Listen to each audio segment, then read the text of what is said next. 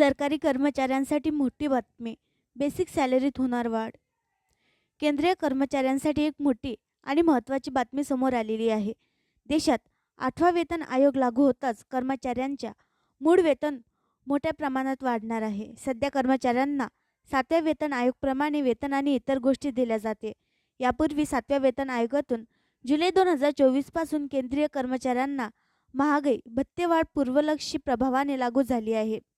आता लवकरच 8वा वेतन आयोग देशात लागू करण्याचा विचार सरकारने केला आहे.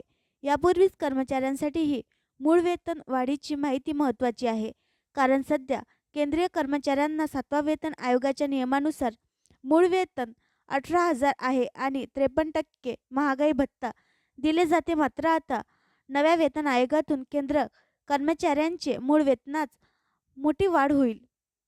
विशेष म्हणजे केंद्रीय कर्मचाऱ्यांना जो वेळोवेळी वेतन वाढ दिल्या जाते त्यात फिटमेंट फॅक्टरचा वापर होतो. मागील मूळ वेतन वाढ ही 7 पे कमिशनमध्ये याच फॅक्टरने झाली होती. याला आता 10 वर्षे झाली आहेत. आता असे अंदाज आहे की जर देशात नवा 8वा वेतन आयोग लागू झाला तर या सरकार प्रचलित नियमांप्रमाणे 2.86 या फिटमेंट फॅक्टर वापर करणार आहे. असे झाल्यास केंद्रीय कर्मचाऱ्यांचे नवीन मूळ वेतन हे आता थेट 18,000 वरून 51,400 रुपये पर्यंत जाणार आहे. दुसरीकडे सरकारने या फॅक्टरमध्ये काहीही बदल केला तर याचा थेट परिणाम केंद्रीय कर्मचाऱ्यांचे पेन्शन आणि सॅलरी या दोन्ही बाबींवर होऊ शकतो, असे तज्ज्ञांचे मत आहे.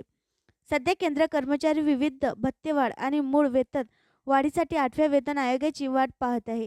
वेतन आयोगाकडून 10 वर्षापूर्वी शेवटची वेतनवाढ देण्यात आली होती. यापूर्वी 2016 मध्ये अंतिम वेतनवाढ झाली होती. त्यामुळे सध्या केंद्र राज्य सरकारचे कर्मचारी हे दोन्ही 8व्या वेतन आयोगाची स्थापना आणि त्याची अंमलबजावणीची आतुरतेने वाट पाहत आहेत. दरम्यान सध्या केंद्र सरकारने अद्यापही अधिकृत घोषणा केलेली नाही. मात्र 2026 पर्यंत 8वा वेतन आयोग लागू होऊ शकतो. विशेषण यांच्या म्हणजे केंद्र सरकारच्या येणाऱ्या पहिल्या केंद्रीय आर्थिक बजेट दरम्यान नव्या वेतन आयोगासंदर्भात सरकार घोषणा करू शकते. आणखी नवीन व्हिडिओ पाहण्यासाठी आमच्या देशमुख एक्सप्रेस न्यूज चॅनलला सबस्क्राईब करा, लाईक करा आणि शेअर करा.